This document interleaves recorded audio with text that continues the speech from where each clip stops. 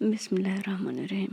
सूरह मजादला आयत नंबर 1 से 4 में अल्लाह पाक फरमाता है, ए पैगंबर सल्लल्लाहु अलैहि वसल्लम, जो औरत तुमसे अपने शौहर के बारे में बहसो जदाल करती और अल्लाह से शिकायत रंजो मलाल करती थी, अल्लाह ने इसकी इल्तिजा सुन ली और अल्लाह तुम दोनों की गुफ्तगू सुन रहा था। कुछ शक नहीं कि अल्लाह सुनता देखता है। जो लोग तुम में से अपनी औरतों को माँ कह देते हैं, वो इनकी माएँ नहीं हो जाती। इनकी माएँ तो वही हैं जिनके बतन से वो पैदा हुए।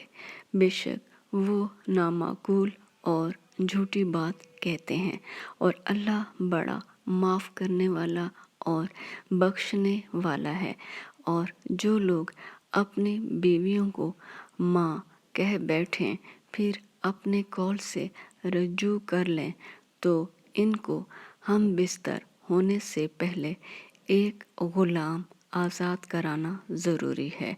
मोमनो, इस हुक्म से तुमको नसीहत की जाती है और जो कुछ तुम करते हो अल्लाह इससे खबरदार है। जिसको गुलाम ना मिले वो मजामत यानी हम बिस्तरी से पहले मुतवातर 2 महीने के रोज़े रखे।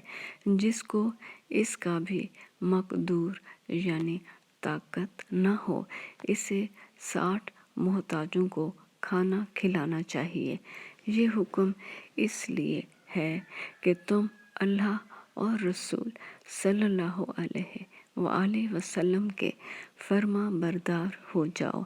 और ये अल्लाह की हदें यानी अल्लाह के कानून हैं और ना मानने वालों के लिए दर्द देने वाला अज़ाब है।